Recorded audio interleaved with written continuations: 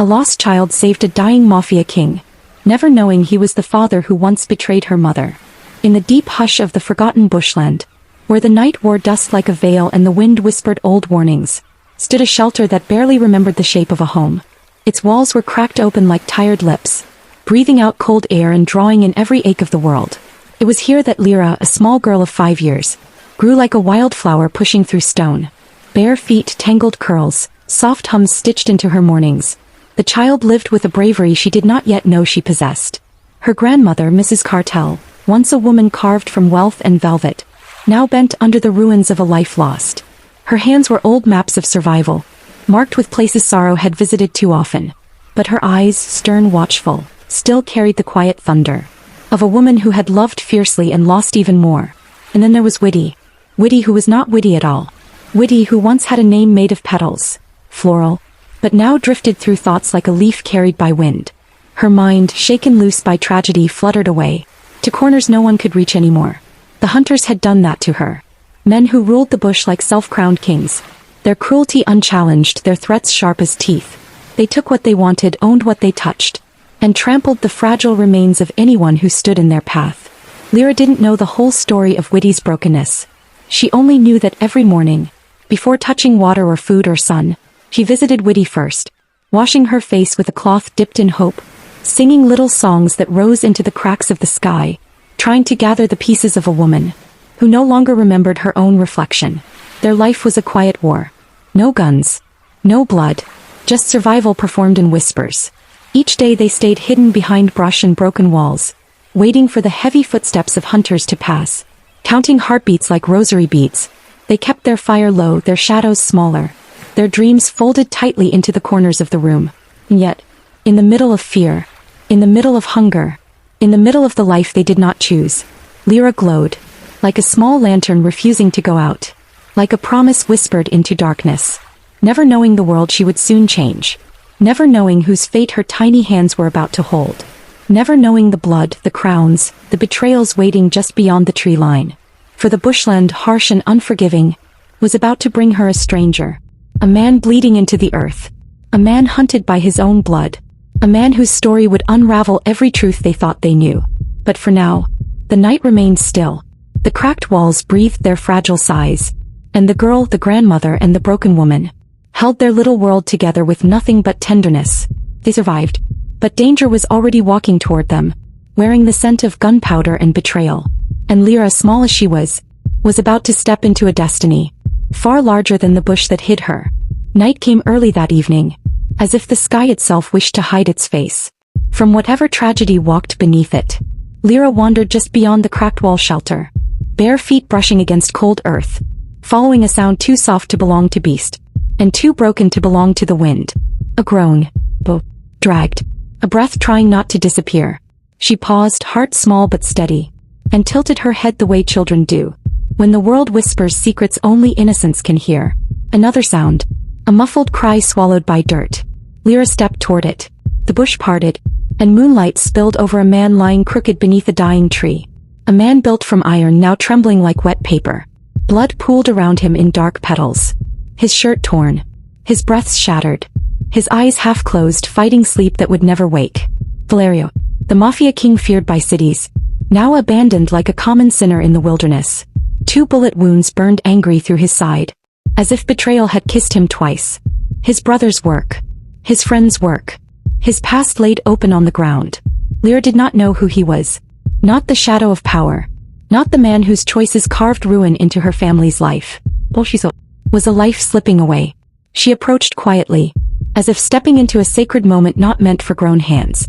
Valerio's eyelids flickered at the sound of her steps. He tried to speak.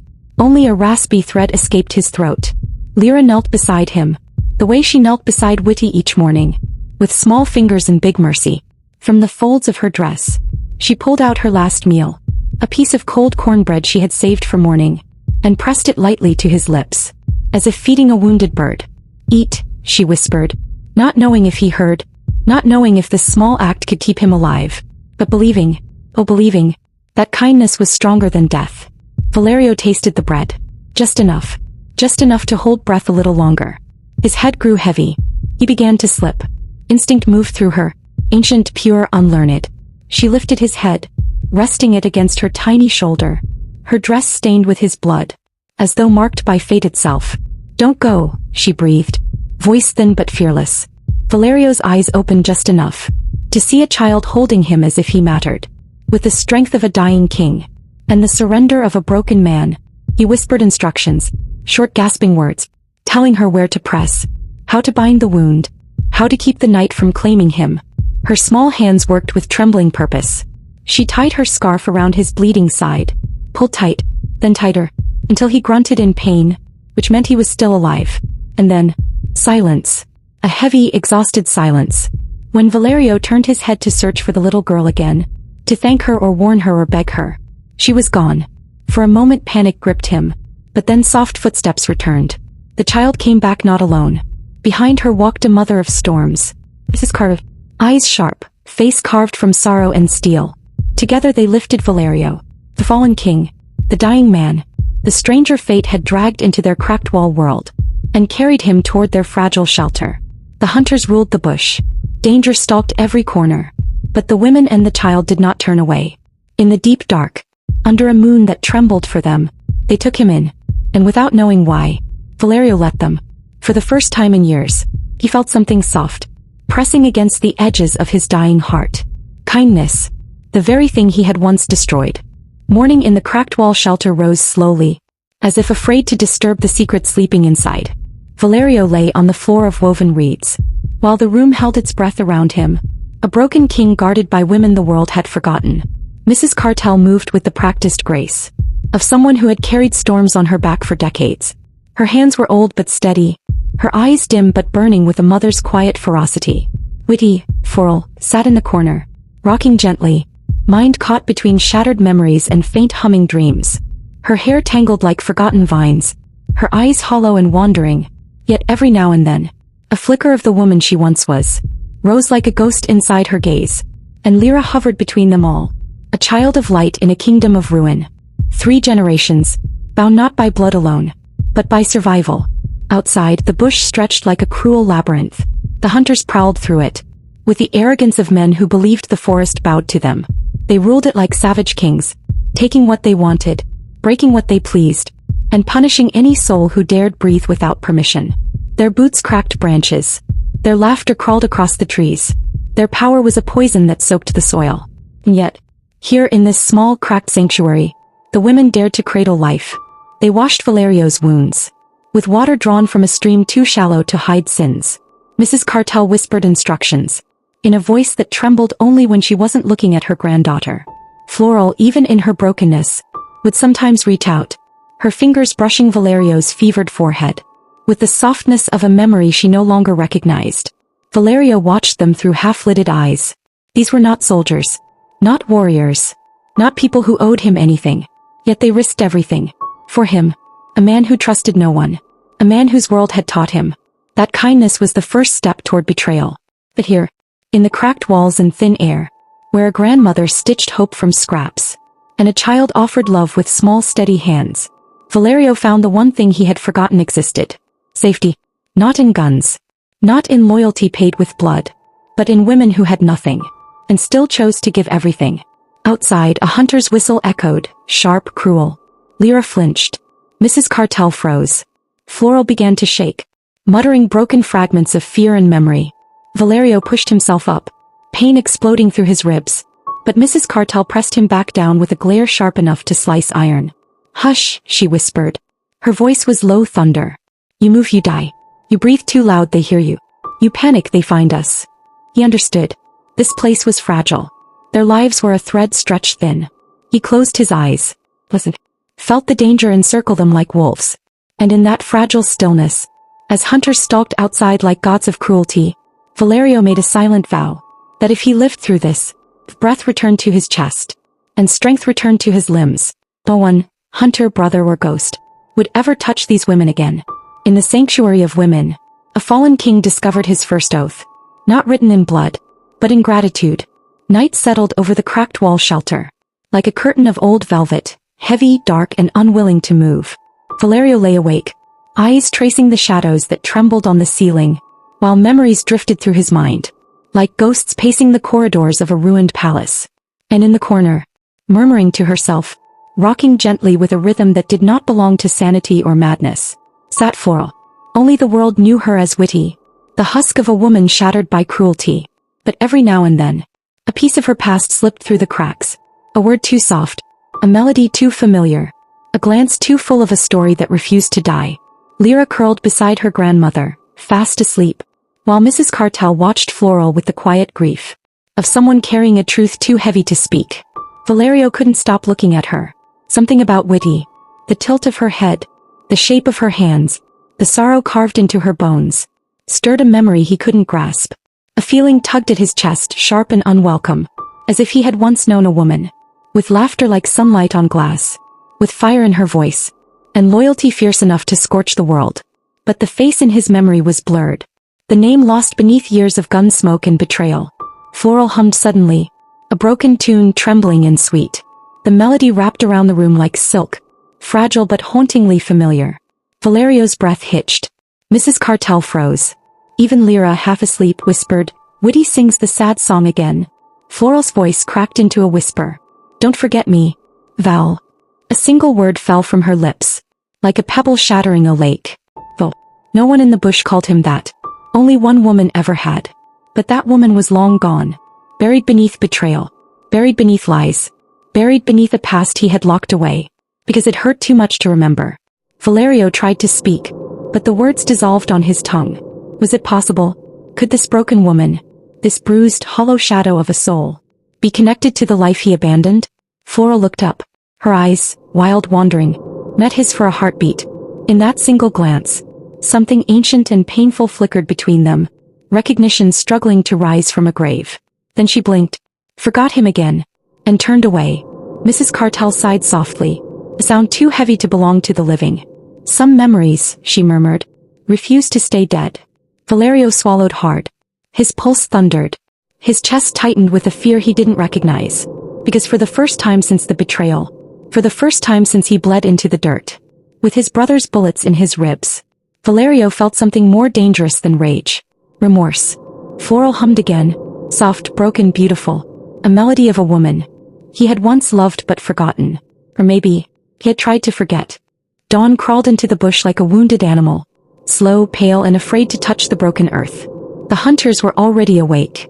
Their voices carried through the trees, harsh and drunken, the laughter of men who believed the world belonged to them. And kindness was a weakness meant to be crushed. Floral, fragile, trembling, lost inside her own mind, felt their presence before they even appeared. Her body stiffened like a trapped deer, her eyes glazing with a terror. She no longer had words to explain. Mrs. Cartel pulled Lira close, whispering, "Stay behind me, child." But even her calm was a thin veil struggling not to tear. Valerio watched the scene through a haze of weakness and unease. He wasn't strong yet. His wounds still burned with betrayal. His ribs still throbbed with each breath. But something in the air was wrong. Terribly wrong. A shadow passed near the cracked walls of their shelter. A man, broad, filthy, confident, dragged the tip of his knife along the bark of a tree, as if carving his name into the world. "Time to collect what belongs to the master," he sneered. Floral whimpered. Her hands shook so violently. She dropped the small cup of water she'd been holding. Mrs. Cartel stepped in front of her instinctively, but the man only grinned wider, like he enjoyed the fear, like it fed him. Valerio's jaw tightened. He didn't understand the full story. Why Floral feared them.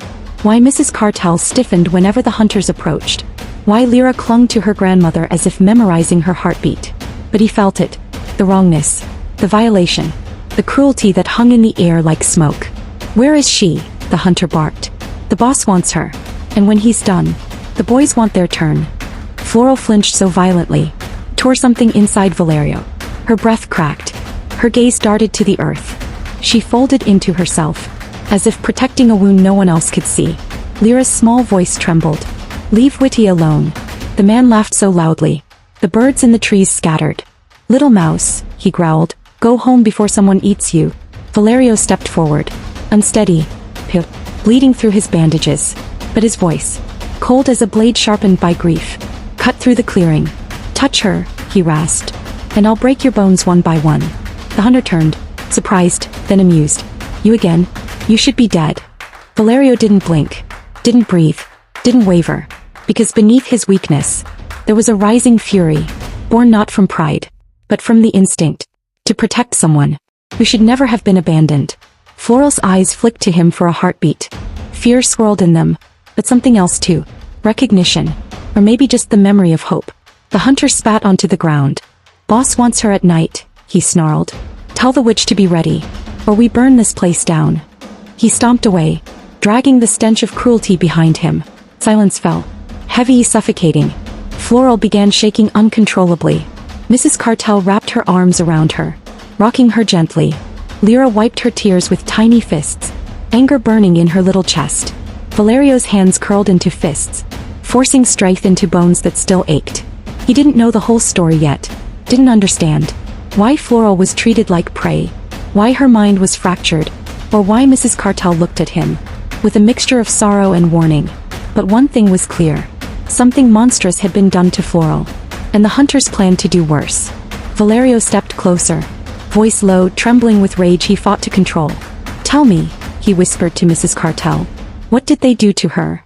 Mrs. Cartel's eyes filled with tears she refused to release. Her voice broke like old porcelain. "You don't want to know." But Valerio did. There's something deep inside him, something he didn't yet understand, whispered that Floral was not just another broken soul. She was his past, his sin, his consequence, and perhaps his redemption. Where night reveals the face of destiny, dawn crept through the bush like a shy confession, soft, gold, trembling on the tips of broken leaves. Lira slipped out early, bare feet whispering through grass still wet with dew, carrying a little cup of water, and the last crumbs of their bread. Valerio watched from the shadows. Something in him had stirred during the night. A whisper, a memory breathing again after being buried alive. Why did the girl walk every morning, before even the birds found courage to sing? And why did Floral tremble, as if mourning a life she had lost twice? Valerio followed, quiet as a ghost, pained as a sinner, driven by a dread he did not yet understand. Lira stopped at a clearing where light fell gently, as if heaven chose that lonely patch of land to soften suffering. And there, sitting on a broken stump, hair wild, eyes empty as a forgotten promise, was Witty. For the name hit him like a strike to the ribs. Lira climbed into Floral's lap, cradling her face with tiny hands. "Good morning, Witty," she whispered. "I brought you water. Don't be sad today, okay? Grandma says angels still see you." Floral blinked, slow, unfocused, as if the words reached her through a fog of shattered memories. Then, like a ritual she had repeated for years, Lira began to sing. A soft tune, broken but brave, threaded with the kind of hope only a child could still believe in. Valerio's throat closed. He knew that melody. Not from the bush, not from suffering, but from a tiny apartment in the city, where a woman with laughing eyes sang to him on nights they pretended the world was not cruel. Floral, the woman he had loved, the woman he had destroyed. His heart slammed against his ribs. Breath caught, vision blurred. He took one step forward, then another. Lira turned first, smiling brightly. "Oh, you came," she chirped. "I sing to Witty every morning so she doesn't forget she is loved." Valerio barely heard her. His eyes were locked on Floral. "Floral." His voice cracked like a dying ember. She lifted her gaze slowly, and for a breathless moment, the world stopped. Her pupils trembled. Recognition flickered, then drowned in confusion and pain. Valerio fell to his knees. Not from weakness, not from wounds, but from guilt. Raw, thundering, merciless. "Floral, what did they do to you?" His voice broke. He touched her trembling hand with fingertips, as if it were holy. Lira looked between them, puzzled. "This is Witty," she said proudly. "The nicest lady in the bush. She protects me and Grandma. Grandma says Witty once saved our whole family."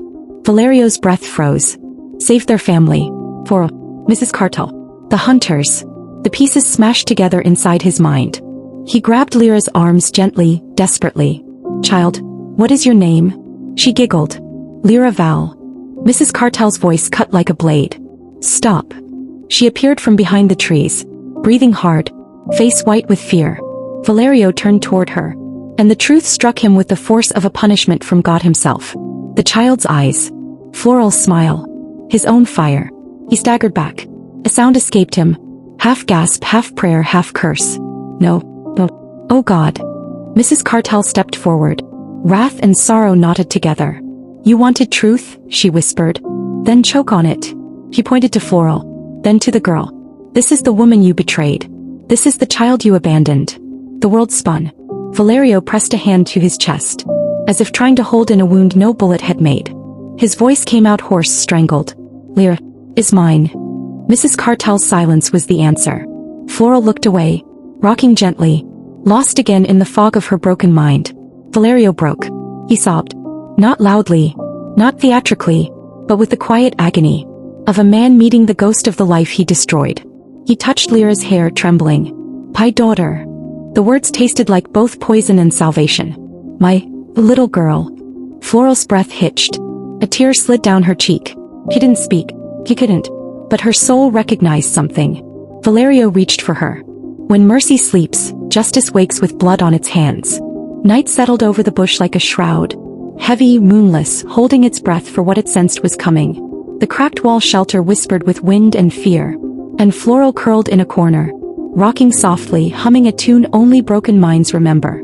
Lira slept with her head on Valerio's chest, her tiny hand gripping the fabric of his borrowed shirt, as if her soul remembered him, even when her mind had not yet learned his name. Mrs. Cartel sat near the doorway, arms crossed, senses sharp, watching the shadows as if they might bite. They did. They always did. Tonight they arrived hungry. Branches snapped. Boots crushed dead leaves. Men laughed in low, cruel notes. The unmistakable creak of rifles whispered death. The hunters. Coming for Floral. Valerio felt the air change. His heartbeat slowed. A familiar calm he had not worn in years. The calm of a killer, rising from the ashes of the man he had tried to bury. He laid Lira gently on the ground. Stay behind me, he murmured to Mrs. Cartel. His eyes glowed with a coldness she had seen only once before. Years ago when he still ruled cities with a steel heart and a blood-kissed crown. The hunters burst into the clearing. 7 of them, armed, laughing, drunk on their imagined power. We're taking the woman, the leader announced. And the boss wants her tonight. Step aside and we'll let the rest of you live. Floral whimpered. Lira stirred in her sleep. Mrs. Cartel clenched her jaw. Valerio stepped forward. He didn't shout. Didn't threaten. Didn't warn. His silence was enough. The hunters laughed. Oh, the dying rat speaks again, one mocked. You gonna glare us to death? Valerio moved. Fast as vengeance. Silent as regret. Precise as destiny. The first hunter didn't even scream. Only stiffened as Valerio's knife slid under his ribs, stealing breath, life and cruelty all at once. The second raised a gun. Too slow. Valerio snapped his wrist and slit his throat. In a single fluid breath. Panic rippled through the pack. Shoot him. 3 guns fired. The shadows shattered. Valerio vanished between them, like a ghost made of fury. He grabbed the third man by the throat, slammed him against a tree, and carved justice across his face, with a blade that flashed like violent moonlight. The fourth swung a machete. Valerio ducked, twisted, and broke his spine, with a quiet crack that sounded almost tender. Blood sprayed the cracked walls. The ground drank it greedily. The last 2 tried to run. They didn't get far. When it was done, when the clearing fell into a terrible hush, Valerio stood alone among bodies, breathing hard, face spattered with the dark truth of men who had earned their fate. Mrs. Cartel stared at him, horror and awe swirling inside her like a storm. Floral didn't scream. Her eyes widened, her breath shook, and buried beneath her brokenness, something flickered. Recognition. Not of the killing, but of the man who once killed. To protect her too. Lira, half awake, whispered softly, Papa. Valerio froze. Not from the word, but from its innocence. He closed his eyes, drowning in a love he did not deserve, but would die to earn. Then his rage returned. Without hesitation, without a tremor in his hands, Valerio severed the heads of the hunters who had come for Floral. One by one, quiet, efficient, avenging. He placed each head in a woven sack, taken from their own supplies. Mrs. Cartel touched his arm. What are you doing? Valerio's voice was death wrapped in calm, sending a message. He followed their tracks through the forest, to the path leading back to the hunter's stronghold. And there, under the oldest tree in the bush, he hung the bag of heads, where every hunter would see it. Blood dripped onto the roots, like a dark prophecy, a warning, a promise, a declaration of war. Come for them again, Valerio whispered into the night. and I will take more than heads. He returned to the cracked wall home. As dawn approached, Lira ran into his arms. Floral watched him with trembling hands. Mrs. Cartel bowed her head, knowing everything had just changed. The hunters would not retreat. They would escalate. And the man who once abandoned them, the man who once destroyed Floral, was now the only shield they had. Valerio held his daughter close. "They won't touch you again," he murmured. To Floral his voice broke. "They won't touch you ever again." But in the quiet of morning, he knew one truth. Tonight had awakened a war that would not end until his brother was in the ground, where shattered hearts learned to walk again. Morning bled slowly into the bush, soft gold trembling across burnt leaves, as if the sun itself stepped lightly. For fear of waking yesterday's ghosts, Valerio stood at the doorway of the cracked wall shelter, watching Floral sleep for the first time. Without trembling, Lira curled against her mother's side, breathing softly. A small light wrapped around a broken flame. Mrs. Cartel sat nearby, hands folded, eyes heavy with both exhaustion and silent judgment. The night of heads still clung to the air. Blood had dried in the dirt. Fear had changed its shape. Danger remained, but now it bowed to Valerio's wrath. He turned to the women, voice low but certain. "We're leaving. Today." Mrs. Cartel studied him a long moment, her gaze sharp enough to peel layers off a man's soul. "And where do you intend to take us?" she asked. Valerio met her eyes, for once without the armor of pride or the shadow of sin. Somewhere safe. A beat. Somewhere deserving of them. He looked toward Floral. Her fragile body curled like a fallen petal, and something in him cracked open. Love, guilt, memory loss, all spilling into the same breath. Lira stood, rubbing her eyes. "Papa, will Witty get better?" The title struck his heart like a prayer. He knelt before her. "I'll make sure she does," he whispered. "I swear it." And unlike the promises he once made in smoke-filled mafia halls, this vow felt holy. By afternoon, they moved quietly through the bush, Valerio carrying Floral in his arms, Lira skipping beside him, Mrs. Cartel leading them through the narrow paths she memorized in fear. The hunters' old camp lay silent, empty, quiet from the terror Valerio left behind. A warning, a prophecy, a declaration. The forest did not dare breathe too loudly. As he passed, at the edge of the bush, hidden behind thorned branches and fallen logs, Valerio's old world waited. A black SUV with unmarked plates, a relic of the life he had once ruled. Mrs. Cartel's eyes widened. "You had this here all along?" Valerio nodded. "I always leave a door open." He glanced at Floral. "I didn't know I'd need it to save my family." The word family shivered through the air, like a forgotten melody returning home. They drove through winding roads, until the bush fell away, and the city rose like a steel kingdom, bright, chaotic, alive. Lira pressed her face to the window. So many houses. Mrs. Cartel watched silently, memories flickering through her tired eyes. Floral lay in Valerio's lap, her breathing calm but fragile, as if her soul was somewhere between brokenness and the possibility of remembering. Valerio stroked her hair gently, fingers trembling, with the heartbreak of 6 stolen years. When they arrived at the safe house, a fortified building wrapped in marble, guards, and silence, Valerio carried Floral inside, like a king bearing the weight of his only salvation. Doctors rushed forward. Machines hummed. Floral was lifted into the light. She had been denied for far too long. Lira held Valerio's hand tightly. "Will Mama be okay?" Valerio knelt, voice low and fierce as a vow carved in stone. "She will rise again. I'll fight every devil in this world if I have to." Mrs. Cartel placed a hand on his shoulder. Not in forgiveness, not in approval, but in truth. "She will remember," she whispered. "And when she does, you must face what you did to her." He bowed his head. "I know." That night, alone in his office, Valerio opened a drawer and lifted a blood-stained file, the one marked with the name that ruined his life. Lucian, his brother, the serpent, the traitor. He had sent hunters into the bush. He had used Floral as a pawn. He had stolen 6 years of his daughter's life. He had shot Valerio twice, and left him to die like a discarded weapon. Valerio closed the file slowly. No more running. No more hiding. No more mercy. His voice was quiet. A whisper sharpened into a blade. "I'm coming for you, brother." Behind him, Floral stirred in her hospital bed, eyes fluttering, memories cracking open like old wounds. Lira slept beside her, a little girl dreaming in safety for the first time in her life. And Mrs. Cartel whispered a prayer. for the storm she felt coming. When innocence becomes a pawn, courage awakens. The night fell heavy, black as a wound unopened, the moon hiding behind clouds like it too feared the coming darkness. Lira slept in her small bed, dreaming of flowers and songs, oblivious to the danger stalking through shadows that smelled of betrayal and iron. Valerio had sensed it. The serpent in his blood, Lucian his brother, had already moved. His eyes narrowed, his fists clenched. But he was too late. A crash. A scream. Lira was gone. The chains that bound her were not steel alone, but cruelty, cunning, and the greed of a man who believed he could steal hope itself. Floral, weak from wounds, fragile like porcelain, sat on the floor, bloodied, trembling, but still alive. And in her eyes something broke open. Not fear, not sorrow, but vengeance. Her hands shook. Her mind cracked with memory. But her will was fire. She remembered every pain the hunters had caused. Every night she had been beaten, every violation endured. Every lie told by men who thought her broken. No, her child, her daughter, was in their hands.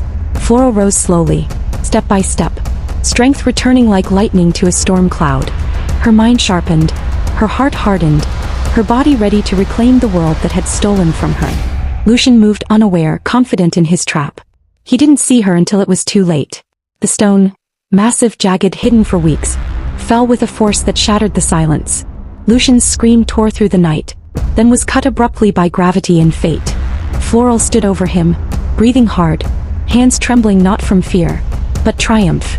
"My daughter will never be yours," she whispered. Valerio arrived moments later, eyes blazing, chest burning, not a word of relief escaping his lips. The traitor friend of Lucian, the one who had orchestrated hunts, betrayal, and blood, stepped forward, smug, thinking he had survived the chaos. Valerio didn't hesitate. Steel kissed flesh. Bones cracked under righteous fury, and in the dark the man fell. His ambition extinguished in a heartbeat. Lira, still trembling from her chains, was lifted into Valerio's arms. Her small hands clung to him, eyes wide with both fear and relief.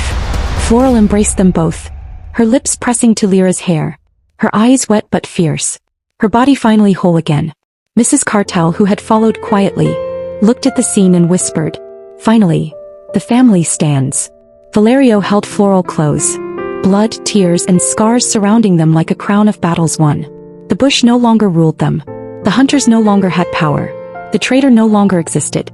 And in the quiet aftermath, the broken family, wounded, scarred but alive, stood taller than the darkness that had tried to crush them.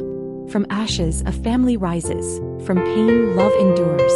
The sun spilled slowly over the horizon, golden fingers brushing the cracked walls, touching the remnants of a world once steeped in blood and betrayal. Lira ran through the small garden Mrs. Cartel had coaxed from the dirt, laughing for the first time in months. Her tiny hands clutched wildflowers, eyes bright as if the bush itself had forgotten cruelty and remembered only innocence. Floral, once broken, once witty, once shattered, sat beneath the open sky, breathing deep, feeling the warmth of a world that had almost stolen her life. Her scars were still there, hidden beneath soft skin and careful smiles, but they no longer defined her. She was whole. She was mother. She was warrior. He was love. Valerio watched from the steps, arms crossed loosely, shoulders relaxed for the first time in years. The crown he had once worn, of fear, of power, of blood, lay abandoned in the corner of the old safe house. He no longer wanted empires, no longer craved control. All he desired was peace. And this little family was his true empire. Mrs. Cartel approached him quietly, hand resting on his shoulder. Her gaze softened, proud but weary. "Peace is harder than war," she murmured. "And yet here you are." Valerio smiled faintly. He walked to Floral and Lira, kneeling beside them. For the first time he did not look at the past with rage or regret. He looked forward, to mornings full of sunlight, to nights full of laughter, to a life built carefully from the ashes of everything they had lost. Floral took his hand, squeezing tightly. "I never thought I could feel safe again," she said, voice trembling. "But here, with you, with her, I feel alive." Lira hugged them both, tiny arms wrapped around the shoulders of the two people who had saved her world. "You're my family," she whispered. "My home." And in that moment, with the sun rising over cracked walls and healed wounds, the bush no longer loomed as a place of fear. It became a cradle of life, a testament to endurance, and a sanctuary where love had conquered ruin. Valerio leaned down, kissing Floral's forehead. "Together," he said softly. "Always together." Floral smiled. Lira giggled. Mrs. Cartel nodded. The world outside could wait. The hunters were gone. The traitors were gone. Only the family remained. And they bloomed. Finally, fully, defiantly, after ruin.